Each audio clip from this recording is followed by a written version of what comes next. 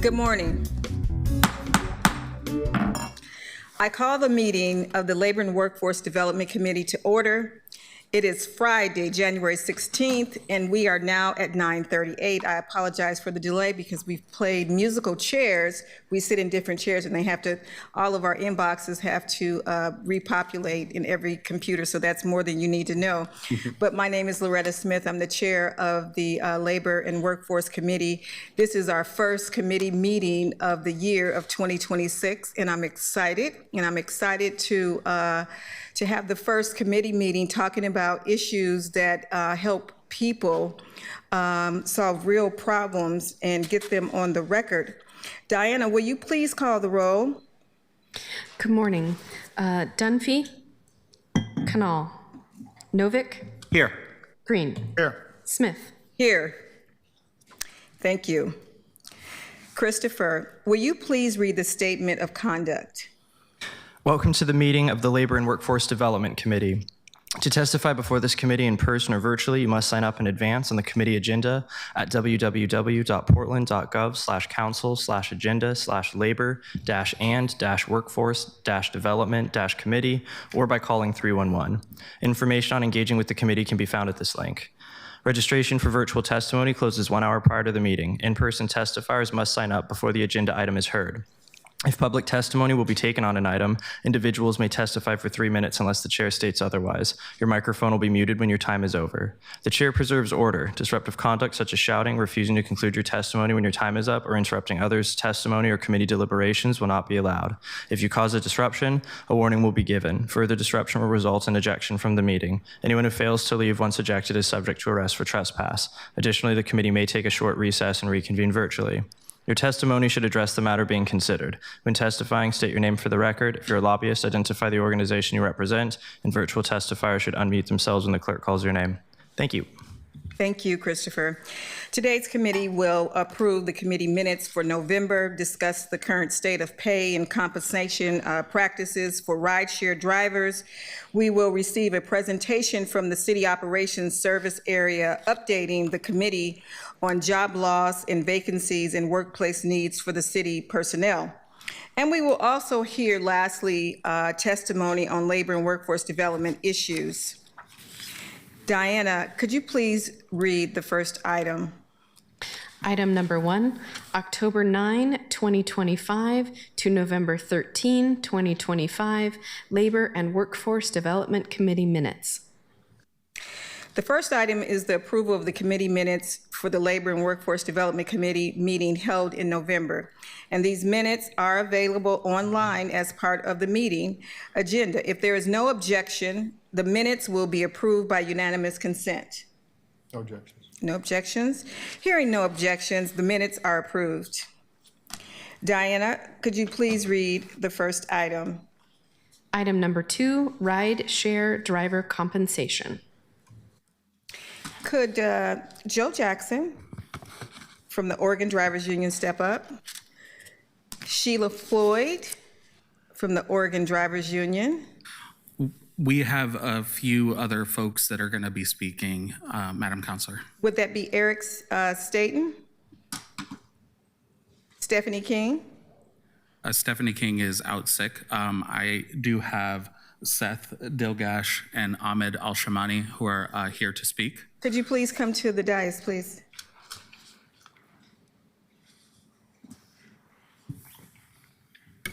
Thank you, Chair Smith. And thank you. Thank you for coming. And I appreciate the conversations that we've had over the last couple of months about some of the issues that are really important to you as you do your work in the city of Portland doing rideshare. And today, you all don't have a presentation, but I invited you here today because we don't have a resolution, and I think some of our counselors are working on a resolution, and even State Senator Casey Jama is working on a resolution. But what I wanted to happen today is I wanted you to tell me about your experience and what you're experiencing, the difficulties that you're experiencing in your workplace, and how you believe that we can be helpful. You can start, Joe. Thank you. Chair Smith, Vice Chair Green, members of the committee. I didn't actually prepare any testimony today, but I did put together a few slides with some information. Okay. And some of the gentlemen to my right here have prepared some testimony.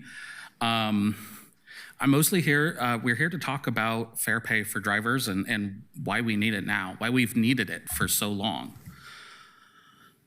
Recently, Uber released a study that showed that drivers make, $21 plus per hour after expenses. We reached out to James Parrott and Michael Reich, who are economists leading in their fields, and they did a counter study, looked deeply into it, and determined that drivers actually make an average of $12.05 per hour after expenses in Portland. This is well below Portland's minimum wage of $16.30 per hour and way far below a living wage. We do have the full study available, and I will follow up via email with the rest of that study, the full package.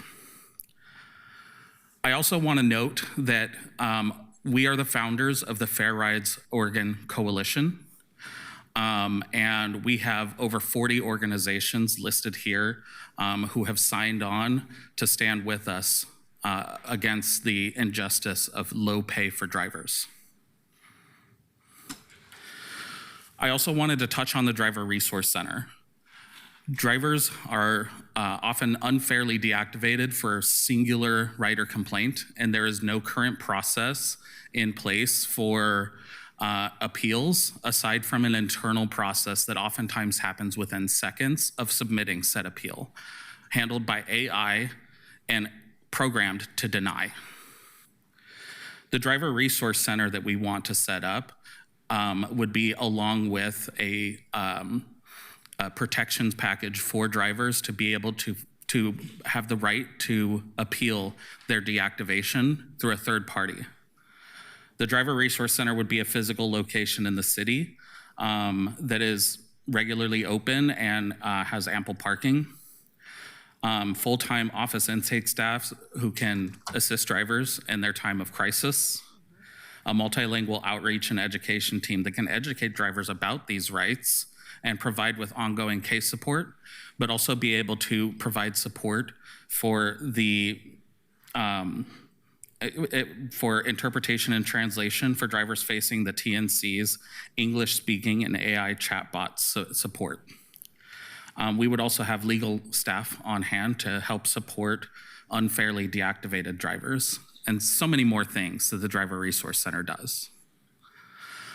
I have a few more slides to share, but I would also like to give some time to these gentlemen to testify.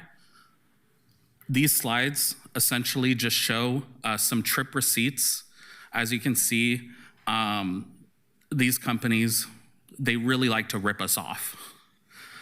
They take so much of what the passenger pays, all of this being funneled outside of our local economy and into a Silicon Valley company and the CEO's pockets.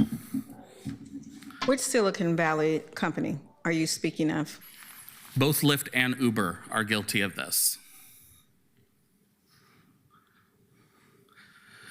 There are way more where these came from. Okay. So I would like to invite Ahmed Al-Shamani to speak on behalf of deactivation. Hi everyone, my name is Ahmed Al-Shamani. I'm start Uber 2014 in Portland. I think everyone now, you know me, I have a special car, it's a karaoke car. I make everyone happy in my car, 5 stars, people love my car. So I work very hard, 13, 14 hours a day, because I love the job, I love the people in Portland. So one day, I get deactivation for no reason. So that will be in the pandemic day. So I was in Fox 12 News, I was in the page Uber, I have VIP ticket, I have $10,000 pay me Uber. You know, I am the top driver in Portland. You can, anyone search, you find me. So I am the top driver in Portland. I have everything. In the pandemic, I have a car, 65,000, and he make me crash. No one say, thank you, Ahmed, we call you. How many brother and sister in Portland now we have a deactivation? And after that, 2 years, what I do? I call, they say, Ahmed, done. So what I do, I share my story every single day. I was truck driver, but I never stop every single day in the social media, because if I'm not go social media, I show them what I do, no one care, because the customer service, zero. No one care. Company make $1 billion, get the driver, and then you have a car, you have insurance, you have a gas, many things we have, but no one care about the driver. I am here today, I want to share my story to everyone to hear who's the company. If you today now work together, tomorrow you're gonna be your brother and your sister, you're gonna be a deactivation. And I have a jobs, but many people here in Portland don't have a jobs. You need a work, maybe you have something in your family, you have a kids, everything. So and after that, what's going on? 2 years, I back my account, but after what? I lose everything. So I don't have anything. So I go rent the car from Uber. So I go drive, everything correct, make money. One day I pick up customer from Vancouver, almost 10, 15. I don't know. So I have a one stop. I think, you know, everyone have one stop. You go big, some 7-Eleven or bigger friends. So I stop where in McDonald's in Beaverton. That will be in City Hills. 10:30 night, we have 15 cars ahead. To me, he was asleep. I speak very nice, sir, I am here. He said, yes, go ahead. I said, what I'm go ahead? He said, go, I need to buy the meal. I said, sir, 15 cars. I need almost 30 minutes to get the order over. I need to come back home. And then he got an argument for me. I called the Uber. I followed the guideline. So Uber was with me. He called the police. The police come in and then kick him out my car. I say, okay, everything. Say, okay, I'm gonna go home. But my day was very bad because I'm done. So I woke up morning, I find my account deactivation. So I was follow the law and everything. Say, okay, you got a 5 to 3 business days. And then someone called me. Do you know what you say to me? Harassment. So I told him how harassment I was in the support. He say, Ahmed, yeah, you done. And he removed my account 100% for ride share for request. What they do now? I go to driver union. So driver union, he get my case, and then I have some video, and then back my account. So if you don't have a driver union, we have every single day people now deactivation. So we are here, we need the support from you guys. We don't want money, we need the support. So today we're gonna be back maybe 15, 16,000 people deactivation. How many family have now rent, everything? So that's what I'm sharing my situation. I hope you gotta be help to all the driver here. Thank you. Ahmad. Thank you, Ahmad. Ahmed had the benefit of living in Washington, where robust deactivation protection laws exist and a driver resource center up in the Seattle area exists to help him. So he was able to get back online. Okay. I would like to invite Seth to speak now. Chair Smith, Vice Chair Green, members of the committee, my name is Seth Eniaje, and I've been driving Uber going on 7 years now. Growing up, I have never tolerated bullies in my life, and I don't think anybody in this audience should tolerate bullies. I want to ask a very simple question of each and every one of you. Imagine if your son, your daughter, your grandson, your granddaughter, your boyfriend, your fiance, your wife came to you and asked you and told you, Mom, Dad, Grandpa, Grandma, I'm getting taken advantage of. I'm getting bullied. And in this case, these bullies are Uber and Lyft. What do you say to them? Let's wait, let's see, or do we stand up to these bullies? My account was deactivated by Uber, and I had to take them to court. Like Ahmed said, it took me almost 4 months to be able to get my account back to speed. And all that while not having any means of income to support my family. So we come here asking you to take a stand with us, to help us in this fight so we can address this issue. How is it fair that a rider fulfills a ride that pays $109.14? Lyft takes $95.04, pays the passenger, pays the driver $14.11. How is that fair? That is an 87% take rate for Lyft. And these are the issues. It's like all across board. These are the issues we come here to seek recourse, to seek an address to. Thank you. Thank you so much. Joe, do you have another speaker? Yes. I do. I would like to invite Dilgash Ahmedi to speak. Good morning. My name is Dilgash Ahmedi. I've been a rideshare driver since 2018. These guys pretty much covered everything, but I'll talk to you about the pay. A lot of drivers are going from Oregon into Washington to drive because of the pay difference. Oregon pays about 73 cents a mile versus Washington pays about $1, I think it's $1.41 now per mile. And it is just insane how many drivers are crossing the border. I personally know a driver that drives all the way from Salem to come into Vancouver, Washington, the surrounding area, just to make ends meet. You know, they have no compassion. I was deactivated 2 years ago for about 18 months. If it wasn't for the drivers union, I wouldn't be reactivated. Till this day, we don't know why. They surge prices go up at the airport or at a Blazers game. Passengers think, you know, they'll come in the car, they're really upset. This is insane. Why are prices so high? They think we're getting, you know, $100 from the $120 they've paid. And once we get to talking, it just blows their mind what really is the case, you know? And all it takes is an upset passenger. They'll call Uber, they'll call Lyft. My driver was rude, disrespectful, whatever the case may be. There is no investigation. You can be a rideshare driver till from the beginning or a year in, they will deactivate you. No questions asked. They will not call the driver, will not investigate to see what their side of the story is.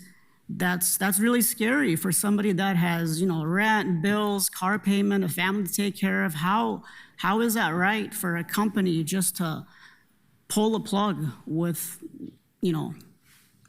So Dale, what would look like a fair process of appeals? So a when you're fair deactivated? process, I think we need deactivation protection. There should be some sort of accountability where, you know, hypothetically speaking, if a passenger says my driver was rude to me, well, they have to look at both sides. They can't just pull the plug. I mean, I get it, customer service, customer's always right, but they need to investigate that. And then just the other thing is just going across the river, like from the airport to the waterfront. It's so close by, the Columbia separates it. It's really sad that the drivers are gonna get paid 73 cents a mile by Airport Way, and then when they go into Washington, it's like double that. Right. We just want comparison, you know, we want accountability and, yeah. Ahmed, you want to just say something? I will say something. When we cross the bridge in Portland to Vancouver, we have benefits. We have a leave family sick protection. we have a monthly every weekend pay. So that's coming example. Every year when you work, you have a 3 month pay you from driver union. So that's be very good protection for the driver. Why don't have in Portland? Just across the bridge, just across the bridge, we have different everything. So look how's the protection for the driver, and everyone in Portland, we gotta be happy about this. Thank you. Go ahead, Joe. To kind of just wrap up the question that you had, we believe that it is necessary for there to be an independent third-party appeals process for an account deactivation.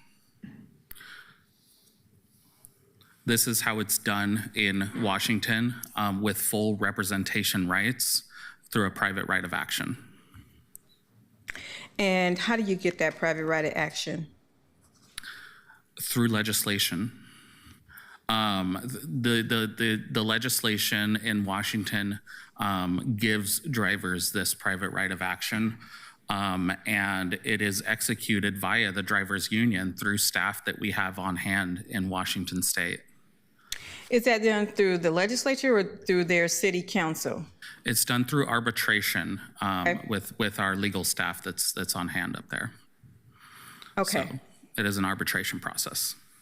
So let me ask you this, and either one of you can answer this question. For drivers whose primary language isn't English, what barriers do they face during deactivation in the appeal process in terms of translation services, interpretation support? Is there anything like that currently available?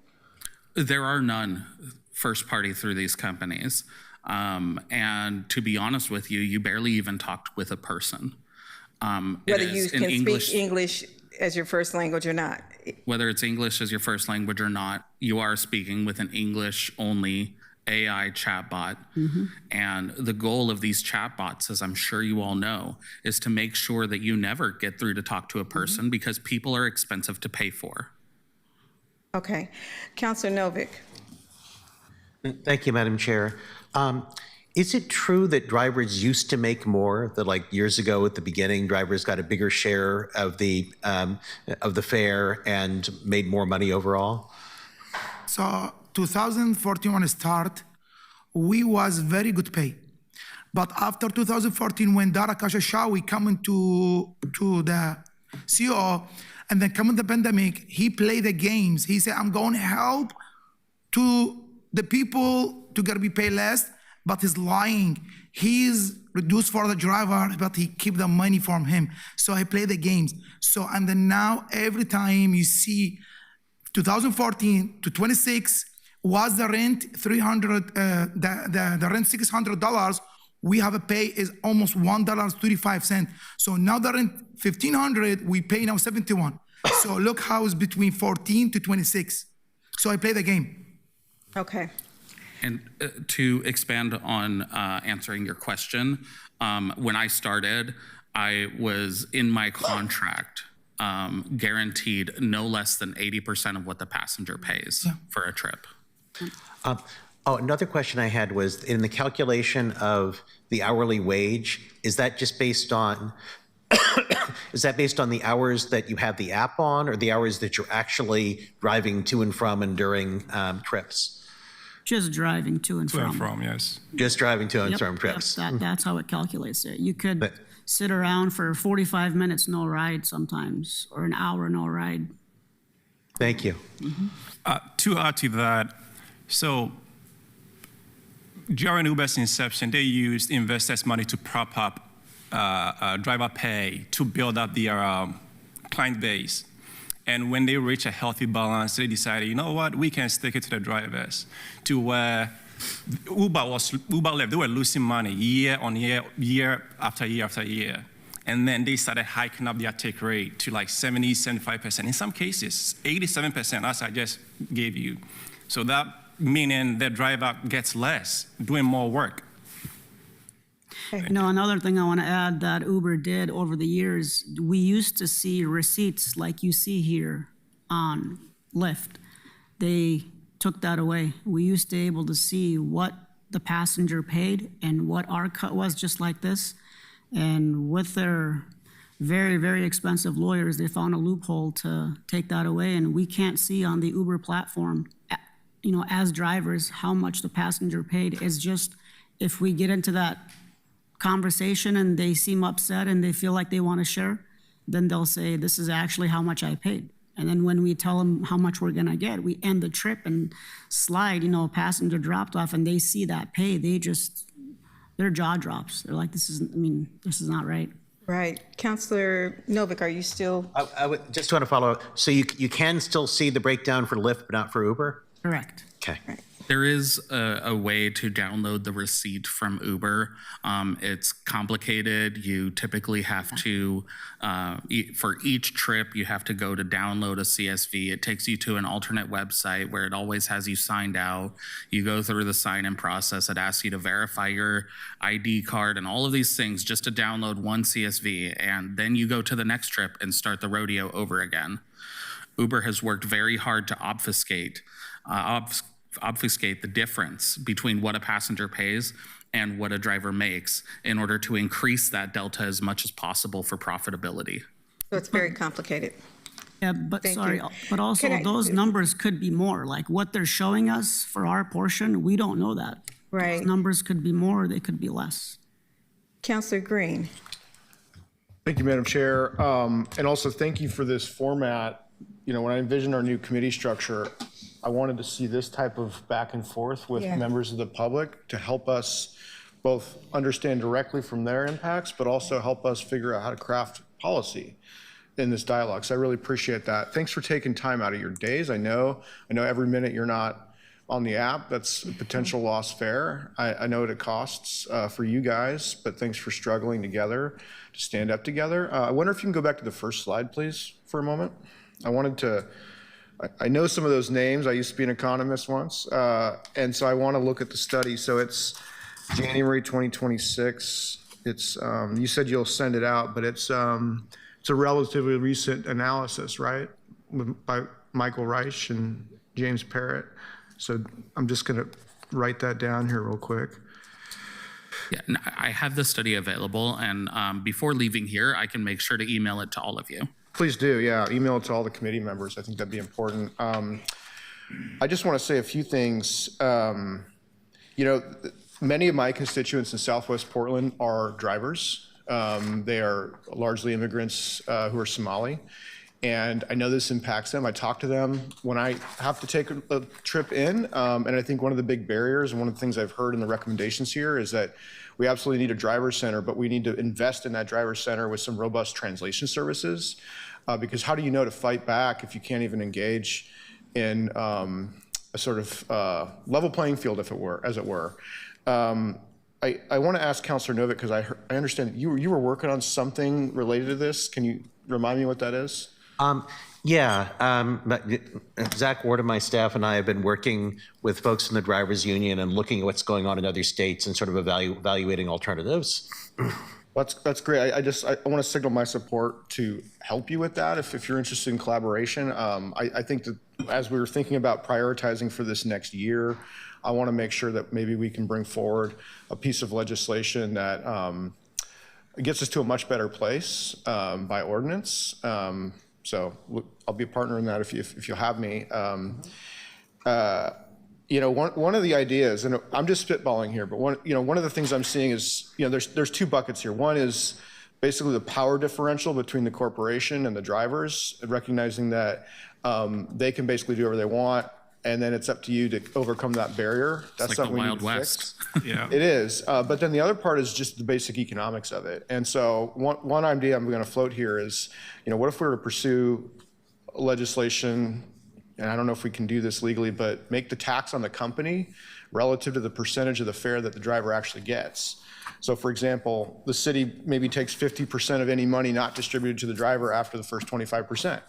This both incentivizes paying drivers more and disincentivizes raising prices to increase profits.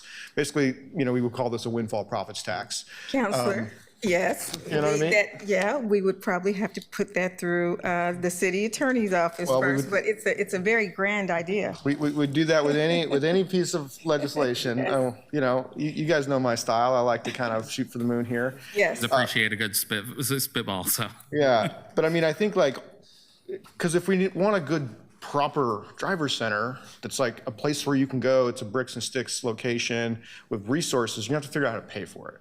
And in my mind, paying for that should, you know, the person who causes the entity that causes the harm ought to pay for the resource to level that out. So just wanted to share that out as an idea and offer my heartfelt, I just want to acknowledge how difficult it has been for many of these drivers to face this economic precarity because you might just be deactivated on a whim. So on behalf of the city, my office, I want to apologize for your experiences. And I think that's about all I need to say right now.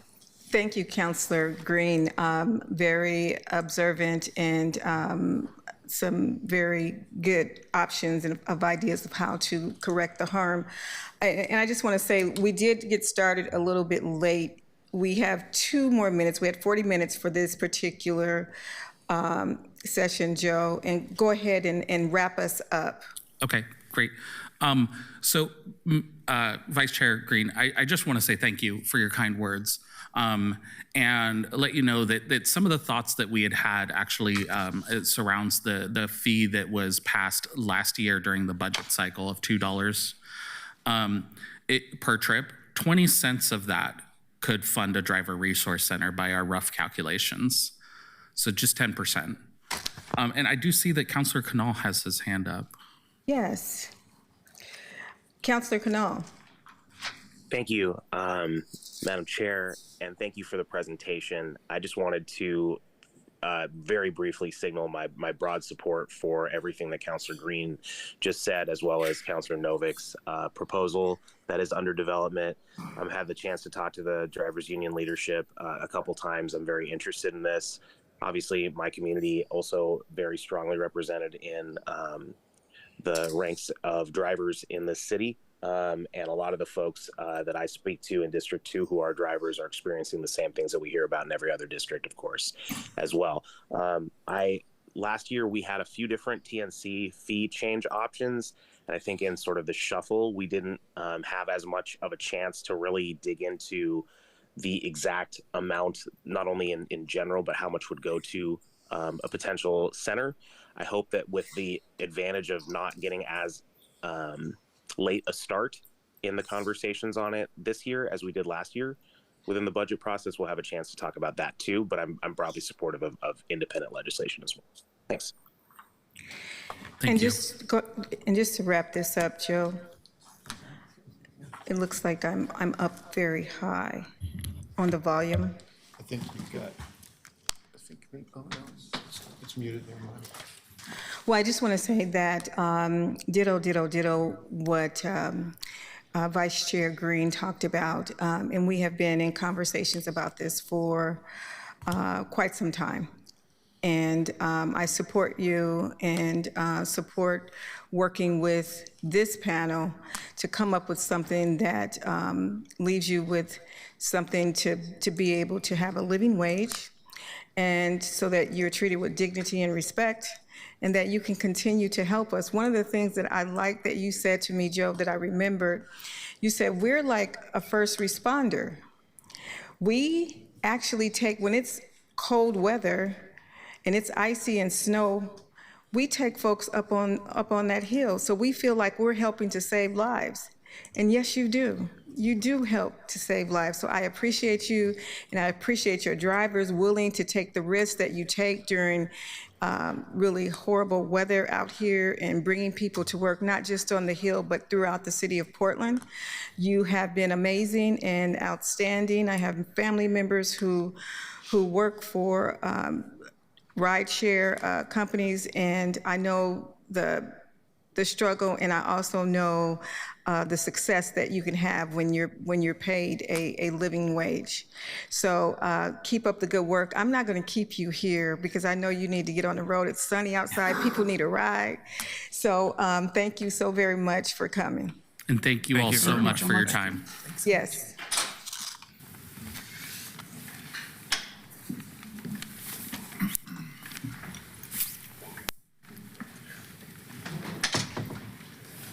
Diana, could you please read the next item? Item number 3, City of Portland Workforce Needs and Personnel Update. I don't know where that feedback is coming from. As-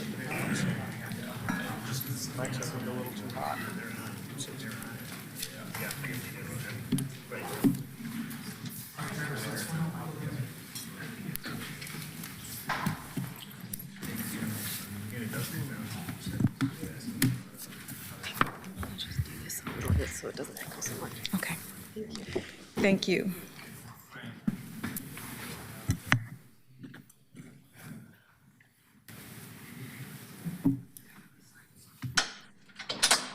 Diana?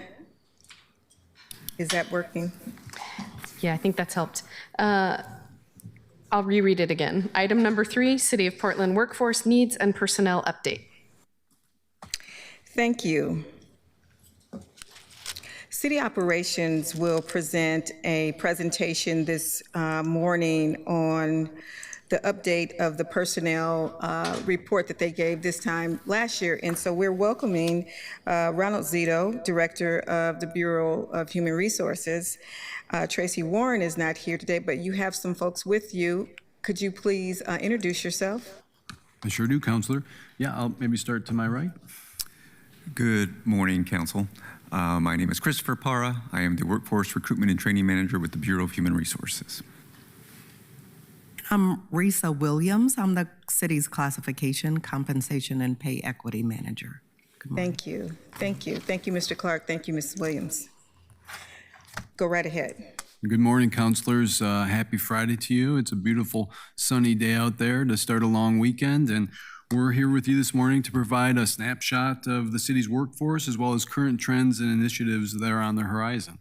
So we've got a presentation to walk you through this morning. And how we were hoping to use the time was, first I'll give a broad overview of the city workforce, then Christopher will move us through some recruitment and hiring data, and then Risa will share some information on classification and compensation as well as salary trends. And then finally, we'll wrap up with actions and initiatives underway impacting the city's workforce. We've got a lot of information to share with you this morning. Probably not everything you want to know. So as we go through the presentation, please feel free to stop us or just make a note that we'd like to see more information on this or maybe trend lines on that. And we're happy to follow up with you after the presentation today as well. Excellent. All right, so let's just start by talking about who makes up the city's workforce. And these are some pretty quick slides, but big picture perspective here. The city employs about 8,677 total employees as of January 1st of this year. Of those, 6,709 are non-casual, and 1,968, or about 22%, are casual or seasonal. It's maybe helpful to point out at the outset here that casual or seasonal staff are used for positions where work arises and ends and then reoccurs periodically or seasonally, whereas non-casual employees make up the ongoing workforce that delivers core services and is generally who we'll be referring to throughout the presentation, but we'll note as we reflect otherwise. Okay. This slide conveys the total employment number that's changed over the past 10 years. It highlights trends both in non-casual as well as casual employment. And again, generally, it's worth noting that overall staffing levels are a reflection of service demands, funding levels, and any hiring constraints in place at the time. But what you'll see here is that over the past 10 years, our non-casual workforce has hovered around about 6,000 employees, while our casual staff has had more fluctuation. So you'll see a dip starting in 2020, followed by a slow buildup after that, and then peaking this January here. That dip in casual numbers in January of 21 and 22, likely the result of programs put on hold due to the pandemic, maybe parks funding uncertainty, as well as the Great Resignation taking place across that period of time there. Okay. Mr. Zito, Yes. Could you explain to us what a casual employee is? Yes. In general, a casual employee is someone who is generally limited to about 1,400 hours per year per our HRA hours, but casual staff are represented by various unions, and so there is some differences there. Generally, that work is brought on for a specific need for a period of time, ends, and then reoccurs again the following year. Thank you. Of course. All right. And this slide provides a gender identity breakdown of the workforce and includes casual staff. It's a snapshot of January 1 of this year, and you'll see roughly a 60-40 split here, with some employees also identifying as X or preferring not to provide an identity in our SAP system. This next slide shows racial and ethnic diversity across the city's workforce. Again, this is just a snapshot in time. It does include that casual staff, and it's as of January 1 of this year. And what I might highlight here is that while the U.S. Census data that we would compare it to, it shows that we're a workforce that's slightly above the Portland's general population. We still have a lot of room to improve here, and this continues to be a focus area in our organization. That's where we sit today. Okay. Next is a look at the breakdown between managerial staff and non-management staff. And what you see here is that managers and supervisors make up about 16% of our employees, and that's a figure that's been relatively consistent since about 2019. So that's where we stand today. And then these next few slides kind of break down where staff sit throughout the organization. So what it shows here is that the largest concentration of staff, just under about 60% of our employees, can be found within two service areas. That's public safety and the public works service area. And continuing on with that, this theme, this provides a more detailed look at staffing levels within individual bureaus. It does not include casuals and therefore reflects that police, fire, and PBOT are our largest bureaus in terms of employee population. If we were to add in casuals, you'd probably see, depending on the time of the year, that Portland Parks would rise to the top of those counts, but that's where we would stand as of January 1st without casuals across bureaus. And this next slide is just a continuation of that breakdown because it couldn't fit on one slide. This shows some smaller teams, mainly a collection of bureaus under the executive offices, auditor's offices, and council office that you see here. And as you're aware, most city employees are represented by a labor union, and this slide shows how many employees are distributed across our 15 current bargaining units, the largest being LIUNA Recreation, that's currently in negotiations, followed by AFSCME, and then ProTech as well. Okay, and now that's kind of the broad overview. We're going to get into some more trends and themes here, starting with turnover in general. And this slide shows the city turnover rates, excluding casual employees in elected offices. And what may jump out at you here is that the overall turnover trends tend to move in waves that you see over the years, largely influenced by voluntary turnover. And so you'll see spikes in 2018, 22, and 24. But more recently, we're seeing fairly low turnover comparatively, with fiscal year 25 being the lowest since 2020. Okay. And just to reiterate, involuntary turnover is typically initiated by the employer, and it's due to reasons such as performance or organizational restructuring, whereas voluntary turnover is generally a decision by the employee, chooses to leave the organization maybe for personal reasons or for other advancement opportunities. Okay. So here's another look at recent turnover within our bureaus. It's risen above the citywide average, which is about 7.2%. And you'll see here the highest rates are in public safety areas as well as fleet and facilities and Portland Parks. And this data does not include casuals, which would make a difference in the numbers here. So that's where we stand in terms of those highest collection of areas with turnover. And now if we were to double click on those areas, you'd see specific job classifications that make up those turnover rates. And so these roles often overlap with difficult to fill or highly competitive labor markets. So you'll see here positions like facilities maintenance techs, BOIC dispatchers, and even civil engineers that lead the pack. And this includes only regular employees and as well as excludes classifications with very small numbers, which would kind of impact the rates that you see here, the percentages. And this next page is just a continuation of that. These are the remaining 7 of the top 15 highest classifications with turnover, and this includes roles such as manager 1s, utility workers, as well as parking enforcement officers.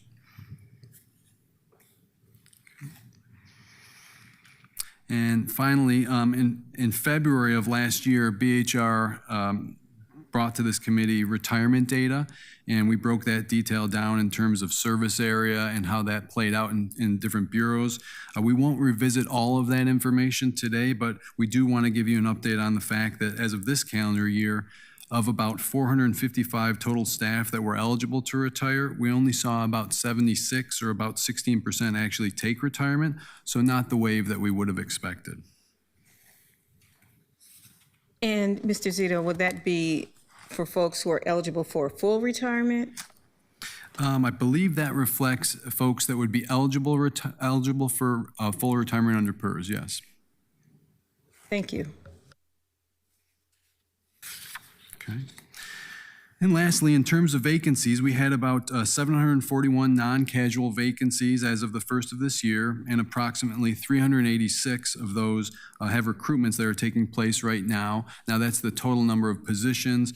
Currently, if you were to open our NeoGov webpage, you'd see about 32 openings that are posted as recruitments, and those account for those number of positions underneath them.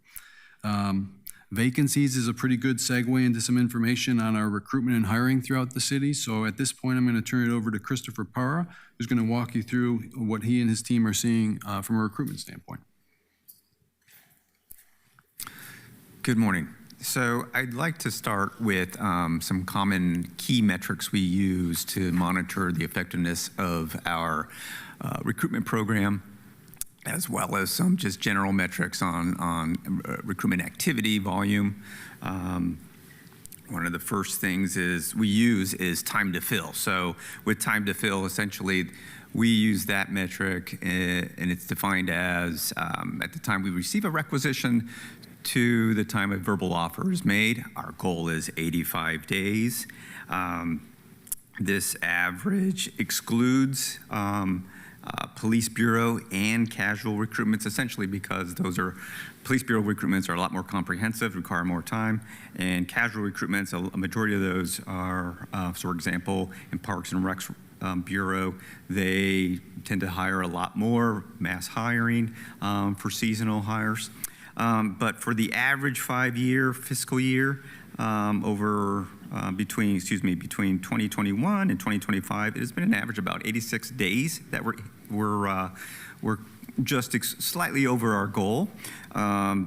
We did note that over last fiscal year, there was a drop in 79 days.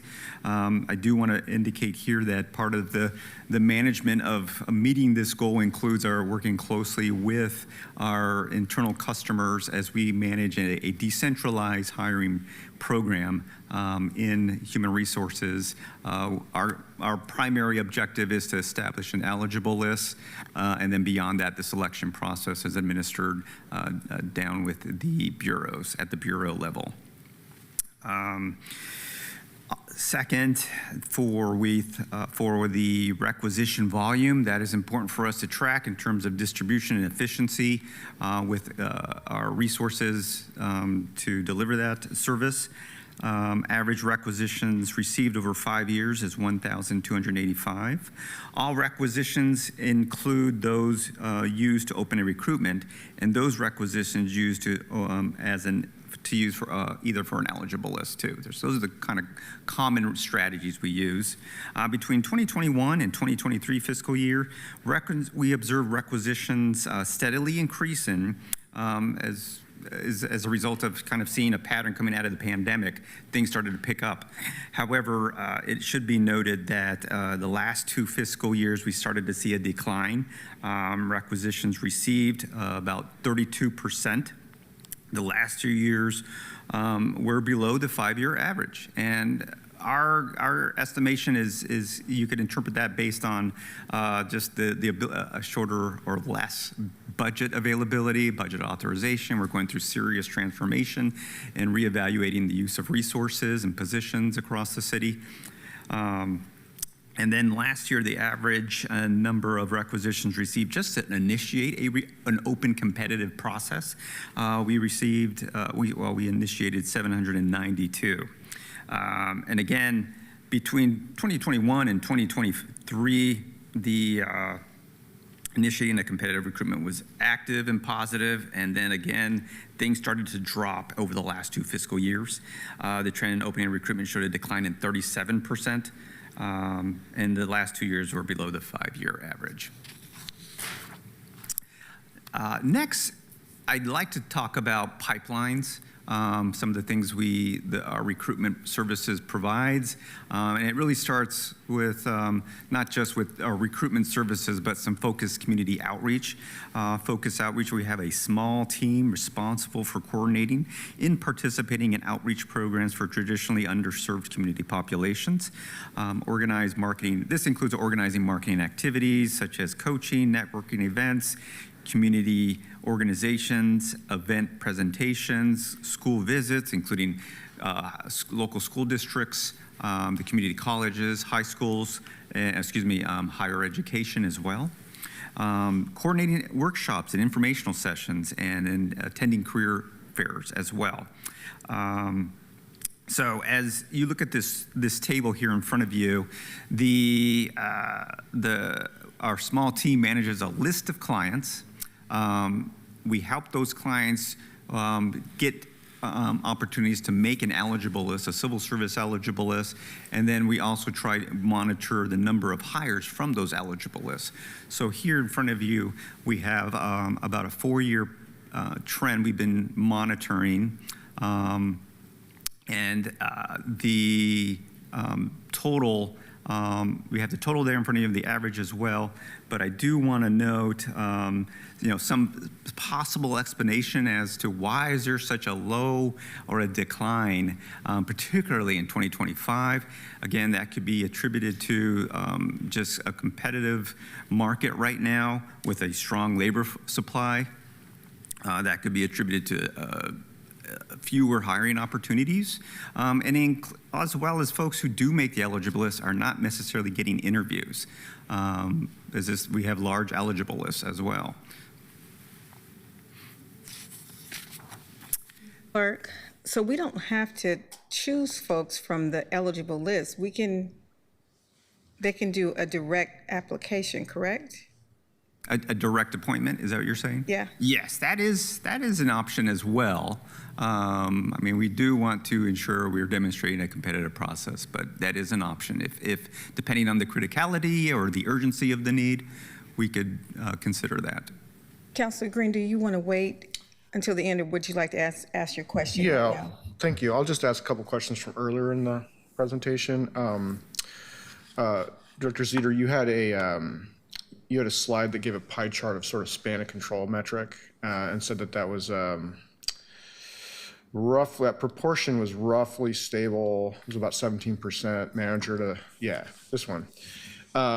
You said that proportion has been roughly stable since 2019.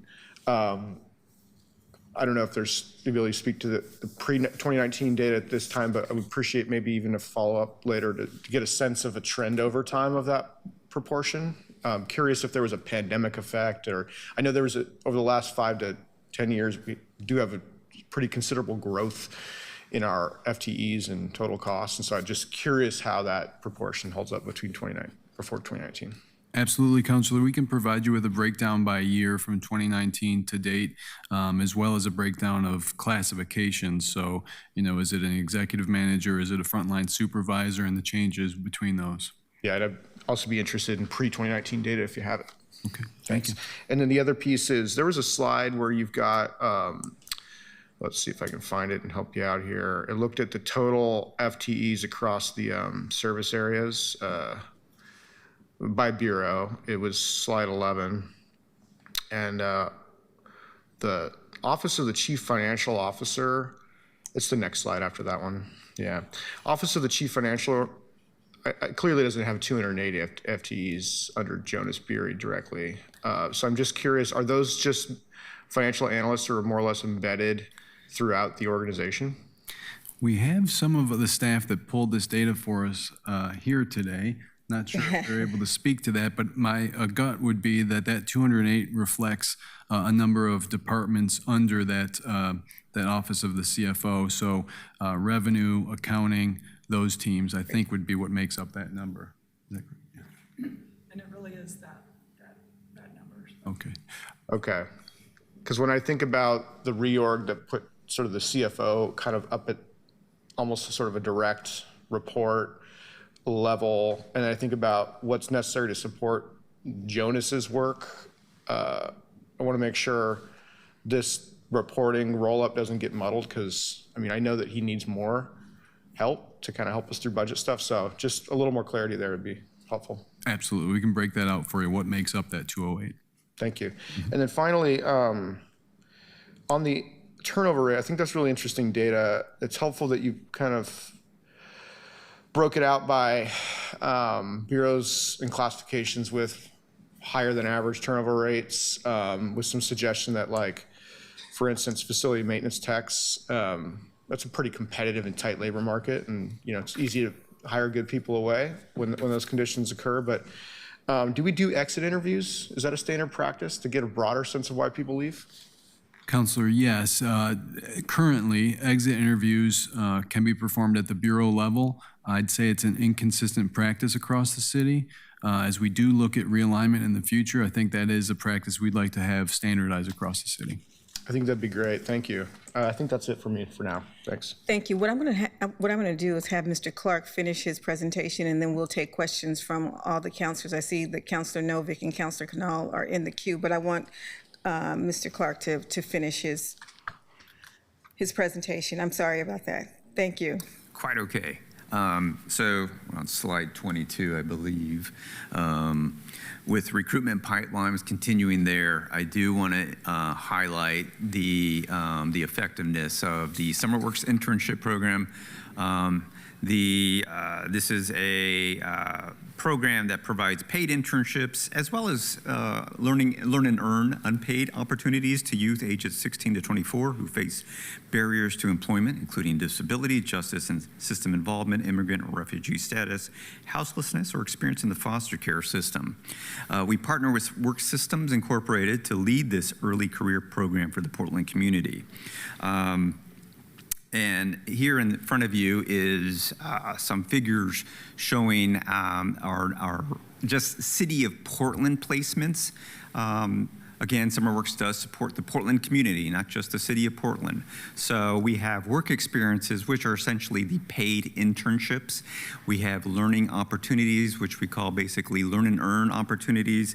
These include job shadowing, getting an intern getting experience with job shadowing, interview preparation, coaching, and just some general professional development. So we have information here from 2022 fiscal year through 2025 fiscal year, and on average, per fiscal year, we get about 29 placements in the city. I do want to acknowledge we had a nice budgetary support last year to get the program continued and to invest in the community here at the City of Portland this fiscal year, and we had about 26 placements just for the work experiences. I'm still working with Work Systems to get some more data on ongoing placements outside the summer season. But I do also want to point out one factor there in case you're curious under the learning opportunities. The Police Bureau did commit both 2023 and 2024 for those learn and earn opportunities. That here at the city. So those, fortunately, they committed to that. And we're still working on preparing for this coming summer. Just as an FYI, partnering closely with WSI. Just some other pipelines that we manage in recruitment. This could that I want to highlight that I feel like are have been some of value to the city. This includes in the Public Works Service Area Bureaus, they annually hire engineer interns through university MECOP, CCOP program. This is the Multiple Engineering Cooperative Program, Civil Engineering Cooperative Program. We average about 2 per Public Works Bureau, BES, Transportation, Water, and they do a really solid job working closely with us. We also coordinate paid internships in general. And we open up competitive recruitments. We do some direct placements across the city. And then last, I do want to highlight the continual use of our fellowship program with Portland State University, the Hatfield program, and the Oregon Summer Fellowship Program.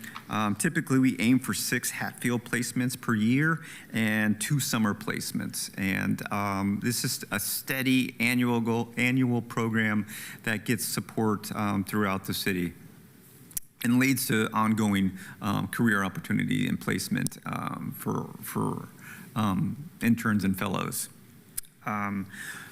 I do want to highlight the Water Distribution Worker Trainee Program. This is a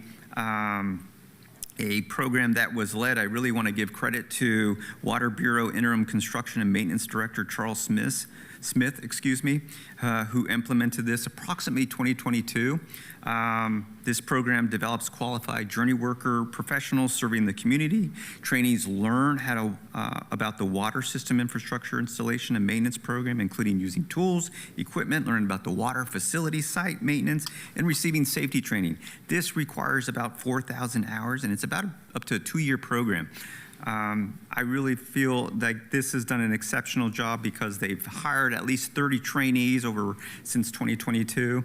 They've promoted 24 to the journey worker level, and they currently have 5 trainees enrolled in the program, and they're planning to hire 5 more. So this is probably one of the more great success stories. They have the infrastructure to support it, and meaning resources, team, and connections and partnerships with local community colleges to get the trainees well educated and prepared.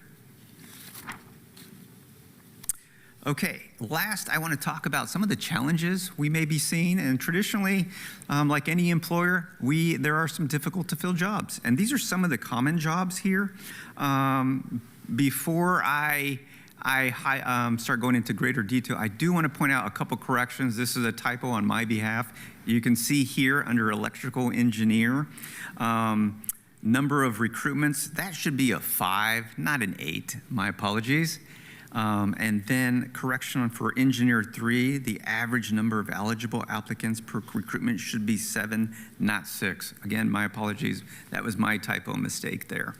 But I want to highlight some, at least some of the common jobs we see that are difficult to fill. You can see a pattern here, for example, facilities maintenance technician. Again, in Ron Zito's presentation, he talked about the high turnover in FMT. This is a difficult job to fill, simply because it is a tight labor market, and there's competition regionally with other organizations that hire this kind of work that require a limited maintenance engineering or electrician, license.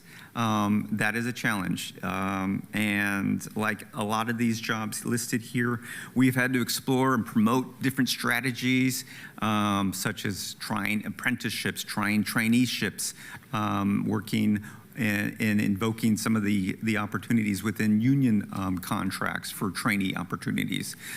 Like I said earlier with the water distribution worker traineeship, that is a perfect example. I constantly say, model this right here, what Director Smith has implemented. If you have the budget authorization, if you have the support system to do it. Right. Mr. Clark, Yes. Could you tell me the scope of work of these electricians that you're having a hard time filling the jobs? What is the actual scope of work that they do?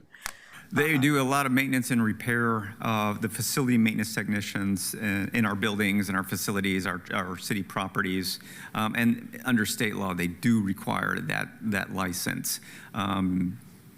That's just essential, unavoidable.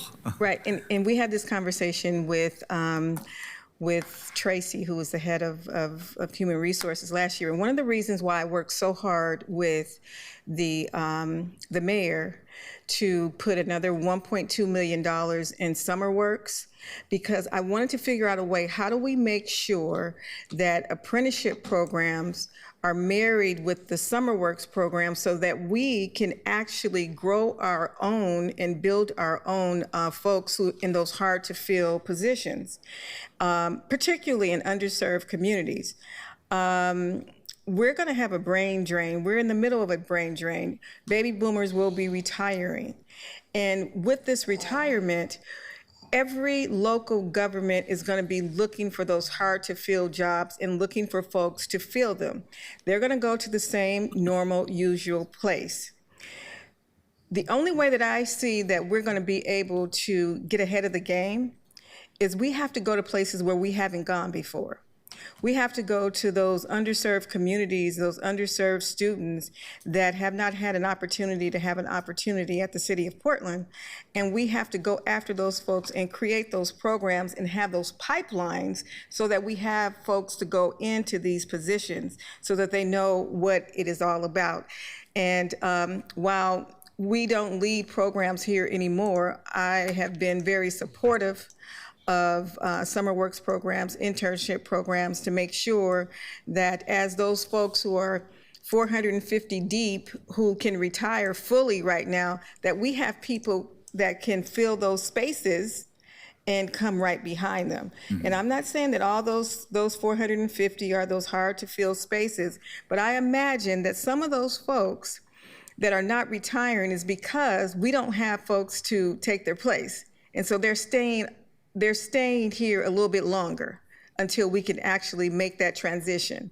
I would imagine, Mr. Zito, that is a little bit of why many of those folks are not retiring fully in the way that we had expected them to. So go ahead, I'm sorry, go ahead. No, thanks for the feedback. Thanks for the kind of the direction of what you intend for the use of summer works funds, and I can certainly explore new strategy and make more effort to connect with our public works and our facilities leadership team. Yeah, because for some of this, I want it to mean something. It's not just, okay, here come the summer works interns. Yeah. And it's a, we check it off the box. It has to mean something. It has to be taking you to a particular place that these folks, they get an opportunity to see what government is like. And how are we making sure that these folks are on a list that get an opportunity to come back and rejoin our workforce in a way that's meaningful, so they know that when they're here, it's just not a summer job. It is an opportunity to have a career. So college to career, high school to career, a pipeline, that's along the lines that I'm thinking about. Got it. Thank you. Thank you. And Councilor, if I may, I love the idea of when we bring in the summer work staff, perhaps part of that curriculum that they're here is learning about the areas that are hard to fill, learning about the certifications or experience necessary to step into those roles as a part of their time here with us. As a part of their orientation, I would love to have that happen. We have to do a better job of making sure that they understand what the opportunity is here. It's not just to make some money over the summer to pay for your school clothes. It is also building a career opportunity, a ladder, and actually, you're getting a heads up on folks because you're here. You're making connections. We did some data on this. Underserved kids and kids of color don't have the same opportunities that other kids have, because more affluent kids, their parents have more affluent friends in associations, and they place them in places that the underserved kids don't have an opportunity for.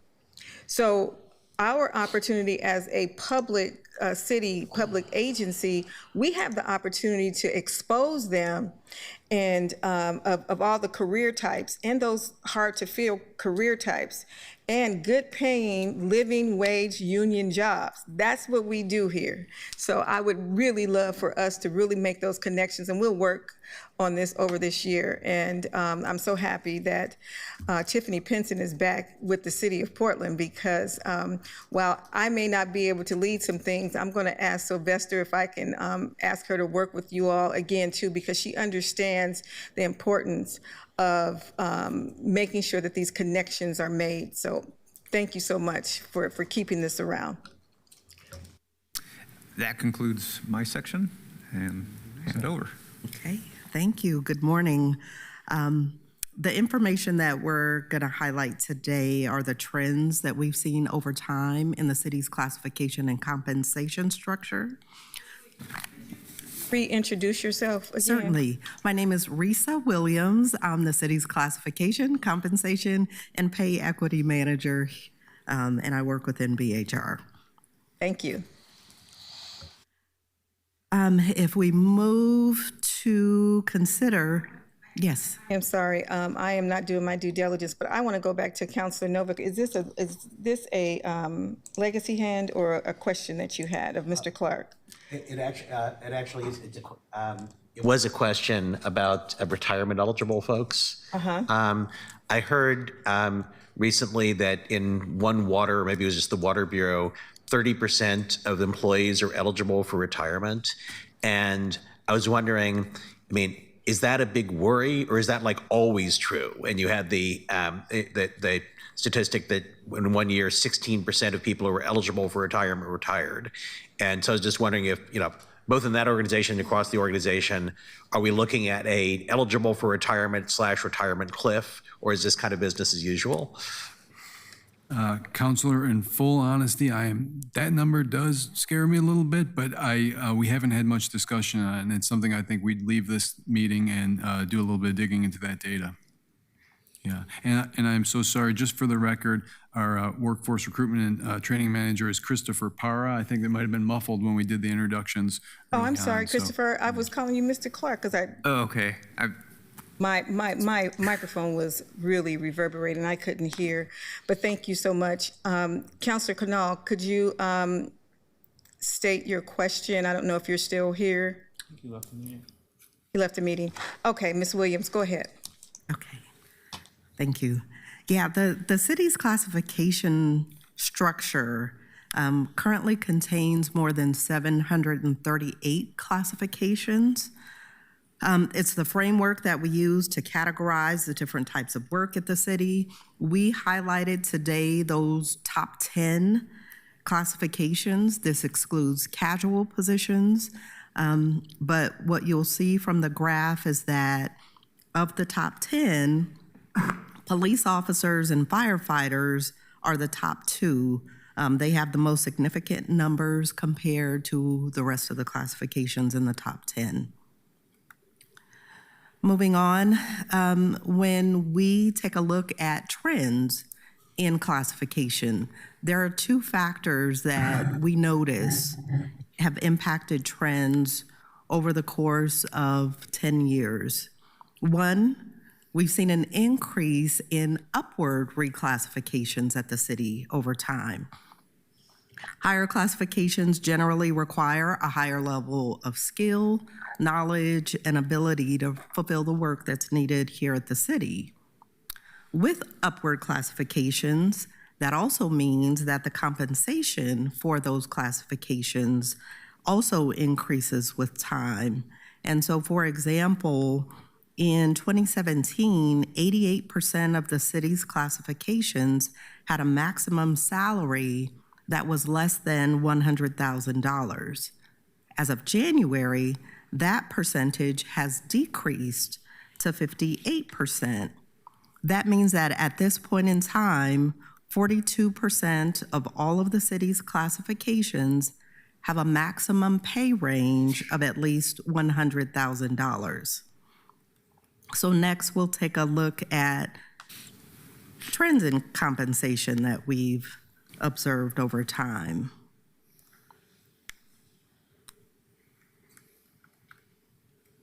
So factors to consider are total personnel costs. Since 2017, some of those factors might be increased numbers in the number of city employees on the payroll over time. Again, the use of higher classifications that have higher pay ranges, increases in employer benefit contributions, merit increases, and also cost of living adjustments.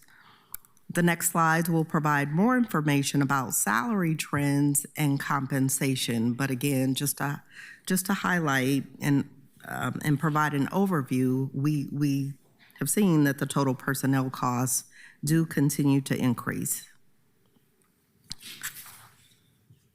We took a step back and said, let's at least look at base salary. So over a 10-year period, snapshot from January 1 of 2017 and January 1 of 2026, we evaluated changes in base pay. That means the minimum rates of pay used to compensate employees. That excludes additional pay types such as overtime, differentials, and premium pay types. By January 1 of 2026, the average hourly base rate of pay for casual employees has increased more than 76%. The base rate for represented employees has increased by more than 46%. That for non-represented employees by more than also 46%. And then for formerly non-represented employees who are now represented, that increase in base pay has been by more than 50%. So considering inflation, which has been about 38% over that same time period, the salaries of city employees have outpaced inflation. Next, we'll take a look at the total cost that include benefits. So for example, in January of 2017, if we were to provide a $1 per hour raise to an employee, it would cost the city $1.22. In 2026, a $1 per hour increase costs the city $1.39 per hour.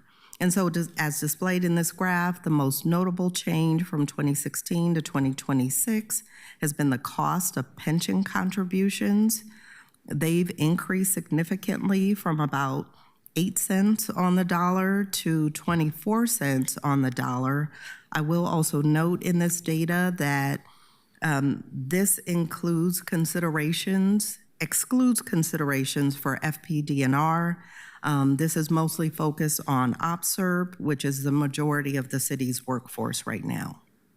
Ms. Williams, I don't see healthcare in this equation. I can imagine we've had double digits, 16% plus increase in our healthcare benefits, and I don't see that in this circle. Why is that? Because I can imagine this is a little bit more than 39 cents. You're correct. This does not show those healthcare costs. We did make just some assumptions, but when we go to the next slide, we will be able to see total compensation that does include health benefits. Thank you. You're welcome. Okay. So in general, as I wrap up this section, trends in total compensation as mentioned. This slide shows, based on hourly rates of pay, the spending. We have highlighted for non-casual and casual positions. And the graph does show, or these graphs do show, total compensation, which includes wages, overtime, premiums, wage-driven benefits, and also the cost of health benefits to the city per hour. So this is an average total cost per hour of both pay and benefits for city employees. Thank you. I'll turn it back over to Ron Zito now. And before we go on, Counselor Green has a question. Wait till the end. You'll wait till the end? Slides. Yeah. Okay. Go ahead, Mr. Zito. Thank you, and thank you, Risa. To close today, we thought it would be important to also share that there are a number of initiatives underway that will influence the information we shared with you this morning. So just to briefly give that some attention, specifically, we have 2 class comp studies that were recently completed, and that's for CPPW and ProTech, and both those studies are now being employed in our current collective bargaining process. And we have 2 more getting ready to launch this year, and that includes a long-awaited study for non-rep staff as well as for AFSCME staff as part of a byproduct of those negotiations. As you know, we've been in a hiring freeze since October 1st of last year, and all hiring has been through an exception process to this point. We're moving through a major realignment planning effort to centralize core services in HR, technology, and procurement, among other areas. And then we've seen recent reorganizations and others that will continue on, including citywide communications, equity, and the shift to the One Water approach in our public utilities. And then finally, we've got 9 open collective bargaining agreements going through negotiation process today, and likely at least 2 additional more coming online later this year. So in all, there is a lot of initiatives underway that will have an impact on our workforce in this current calendar year and beyond.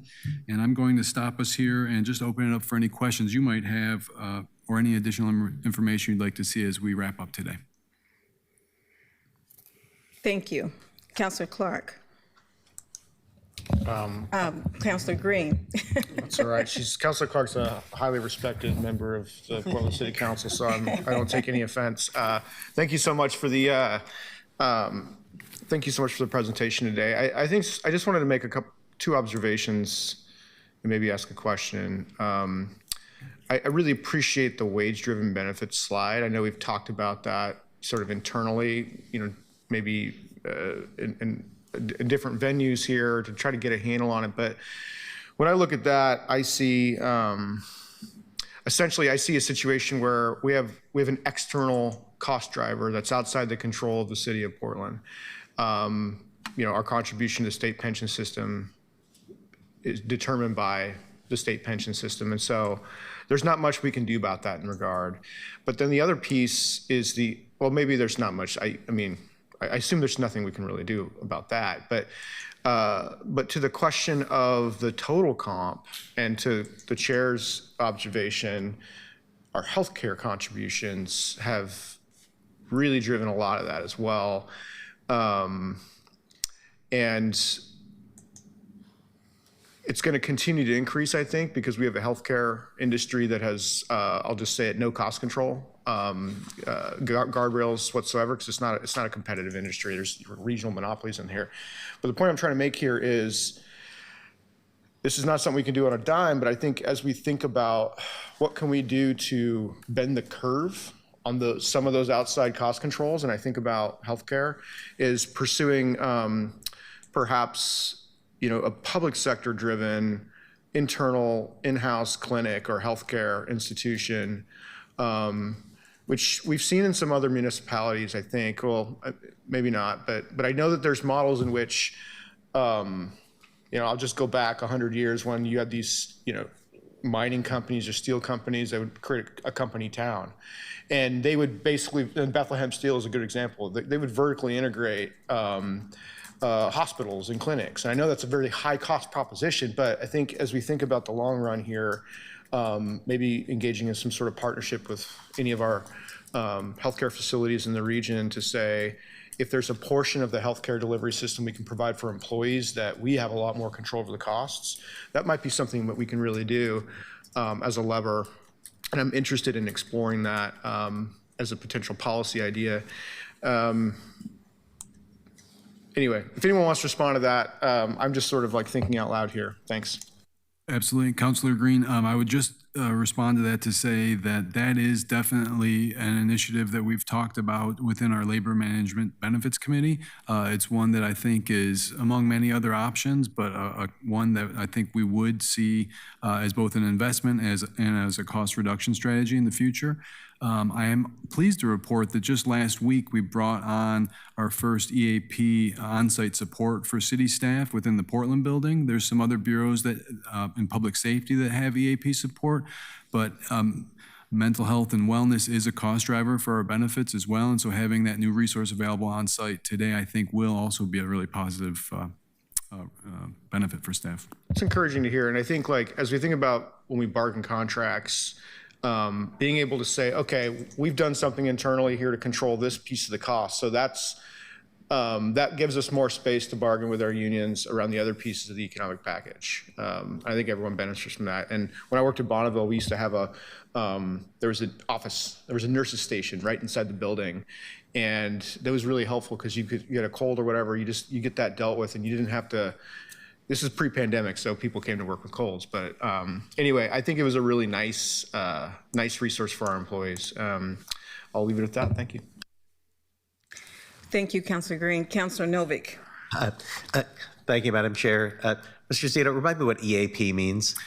Employee Assistance Program, and it's a complement of offerings, but everything from counseling to resources and tools to deal with personal mental health, familial challenges, a whole host of resources.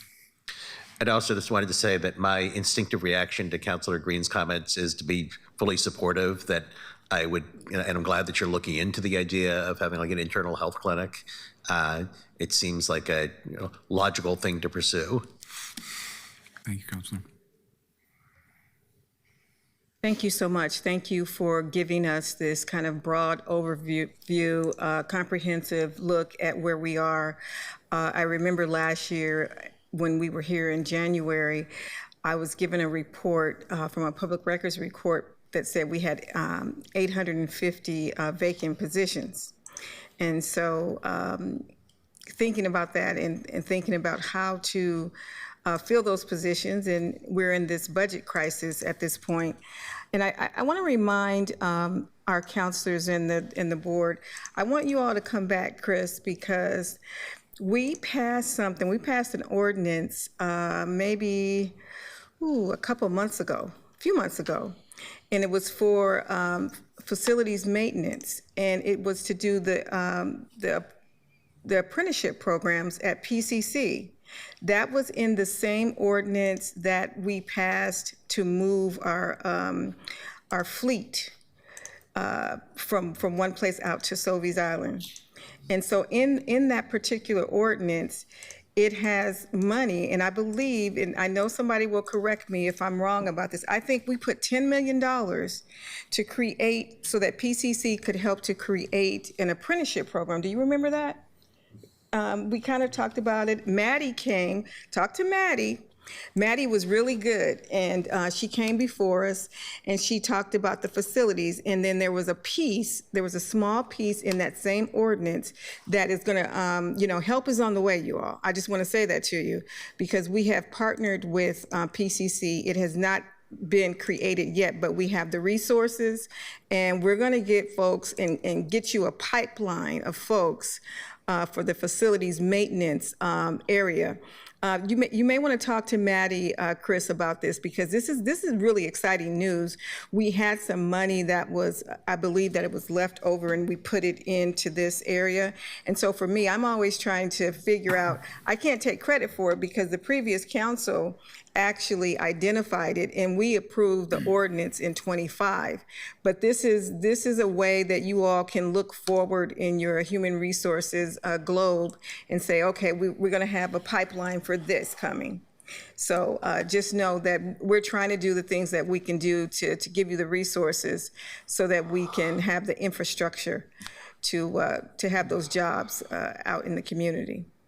Thank you. Sounds good. I believe I have an idea of what you're talking about. We recently hired an organizational development analyst to help Maddie Souders, Director Souders' team, to analyze the work workforce gaps and talk about like strategies, what you were just describing in terms of how to support and prepare for succession planning and these deficiencies. That part, that's a different one. There is a specific mark that we partner with PCC, and I think we authorized $10 million to create an apprenticeship program. This is very specific, that to help in the facilities maintenance area.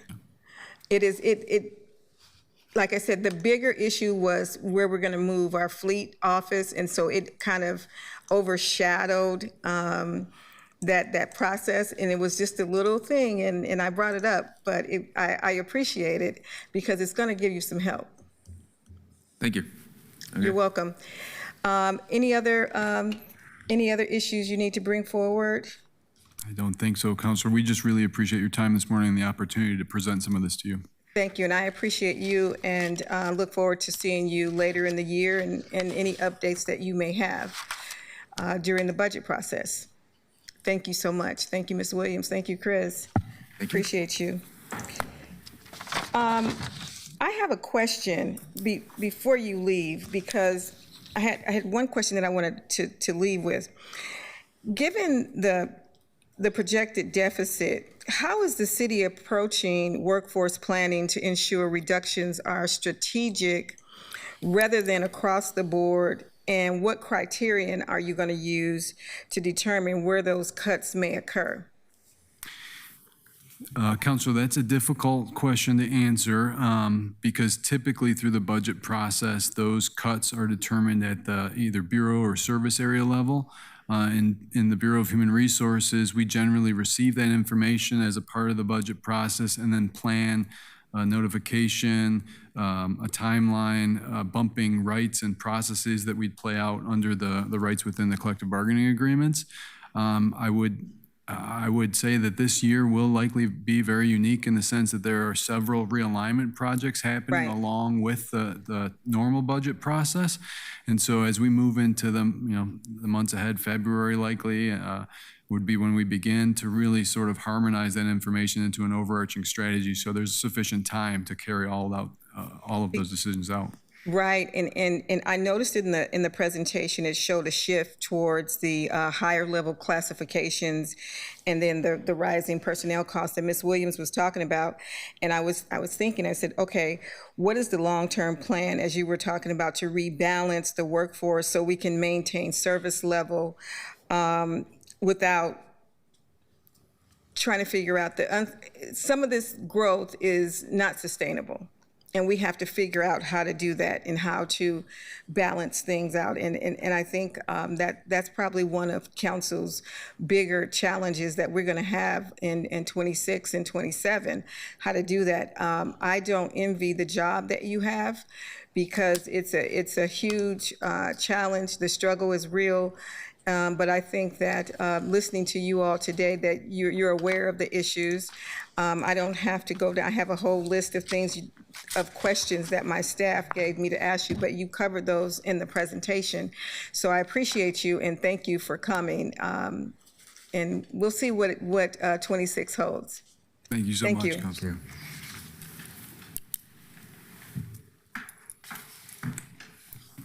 So it looks like we have some public testimony. Do we have people waiting? Let me read the item into the record first. Okay, thank you, Diana. Item number 4, public comment on the Labor and Workforce Development Committee. Councilor Smith, at this time, no one has signed up. Thank you. So what I'll do is put it out to my colleagues. If there are any things that you think that we need to discuss, I will talk about what we're planning to do this next month, but I want to open the mic to you all to give some closing remarks.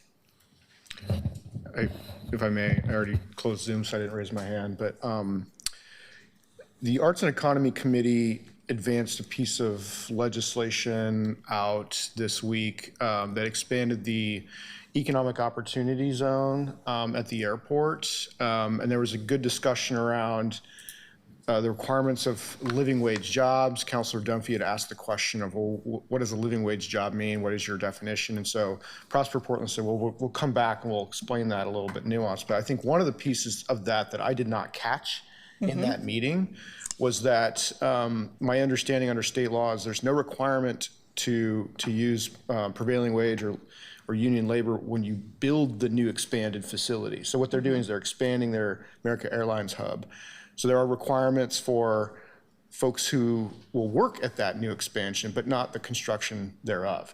And so I raised that because it's relevant for this committee for us to think about whether we want to engage with Prosper, because it's a weird, the way it works, colleagues, is state law says your economic development agency can manage and propose enterprise zones, but that they need to be authorized by the local jurisdiction by resolution to do so. But it's like Prosper Portland that manages the community benefit agreements and all that sort of thing. So we have a bit of a jurisdictional boundary issue on this. So I think what I'm going to do is I'm going to reach out to Andrew Fitzpatrick at Prosper Portland and say, do you guys have any interest or willingness to adjust your community benefits agreements ahead of those bids going out?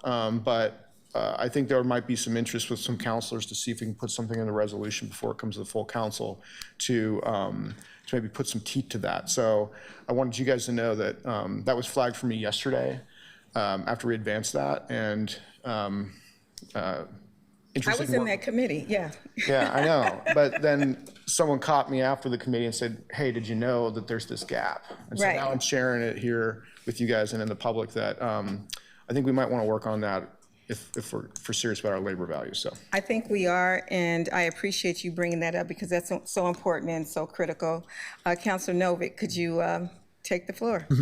Yes, and my remarks aren't really specific to this meeting today, but I just wanted to let you know that over the past year, I keep on intending to bring 2 items to this committee and keep on failing to do it. So assuming the committee still exists, I want to bring them up in the next few months. One is that I've heard from some of our labor allies that there's some concerns about exceptions to an administration of it and sort of adherence to the regional workforce equity agreement. Yes. So I hope that we can have a session on that in the not too distant future. I believe, so we have scheduled, and we will send you out the full schedule. We have scheduled the Labor and Workforce Committee all the way up to July. Okay. So we were getting ahead of the game, but we can move some things around. I'm glad you brought that up. I think that's a very important topic, and I think that we already have it. We have that on our schedule, as a matter of fact, already, because I think you have brought it up before, and we put it on the schedule. I don't know what the date is, but the other thing that's going to be new, and I know we talked about it because we sit on the Community and Public Safety Committee together, but as I was sitting here thinking yesterday that I talked to you about the number of police officers that we may think we need to bring into the city of Portland. And I wanted to find out specific numbers. How much money would it actually take? Because I've heard several different numbers, from 400 to 800 more police officers need to be brought into the city of Portland. And I do think that we need more police officers, but instead of, I think I'm going to start with this committee, and I'm going to ask DCA Causey to do a report, because I want to know a true accounting of the costs related to increased police funding. There is a proposed ballot measure to take money away from PSEF to fund the police. There were no costs associated with it. It was just brought out. So I was like, okay, so they need to tell me the cost and the time frame that it's going to take to hire 400 to 800 new police officers. And we're going to put it on our agenda. We're going to add it to our agenda for the 29th of January. I read the article in OPB in the Willamette Week, and with huge operating gaps that we have in our budgets, I want council to have a clear understanding of the data, because that makes difference. We can all get caught up in our feelings, but Councilor Zimmerman said it correctly. Now, we have to have facts, not feelings. And I'm going to ask Director Causey to give us a report that he brings back just before the budget cycle so that we have a true understanding, because we throw around a lot of numbers in terms of how many police we want, but I mean from the standpoint of training, education, the time that it takes you to go from the police academy actually into the city of Portland, which is almost 2 years. I want them to give me a specific number. I mean, for a pencil, I need you to give me a budget accounting for every single thing, marketing, advertising, everything. And so I had a good conversation with DCA Causey, and he said that he liked that idea. And I'm going to drop that resolution asking him to do that on January 29th. So for all you all who are listening still, it's going to be pretty exciting. And I know you had a packed agenda for the Community and Public Safety Committee, but I think it's more appropriate as we're talking about numbers of employees and the police department, whether some people believe it or not, they are a part of the city of Portland. So we definitely have to include projections in our understanding of our budget and what the gaps are. So thank you so much. I wanted to let you know that, and I appreciate you trying to squeeze, but we needed to give enough justice to this issue and have enough time on the calendar to be able to have the conversation. So I look forward to that on the 29th of January.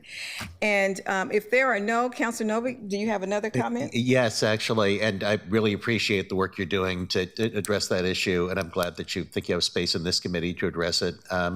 Another thing I wanted to mention is that, and maybe this is on your long-term calendar too, but employees in the city with disabilities have come to me saying that they feel like that there's flaws in the way the city deals with folks with disabilities in terms of, for one thing, just sort of how accommodations are dealt with and how much people are aware of their rights when it comes to accommodations. And there's probably a bunch of other things. I sort of wanted at some point to have a discussion with those folks about how the city can be a good employer for people with disabilities. I will have Elijah connect with Spencer, and we'll see where we can put that on the agenda.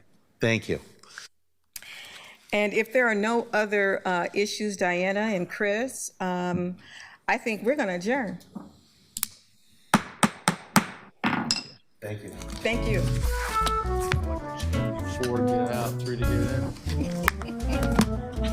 Did Jamie actually break the gavel? I think he did. I think he did.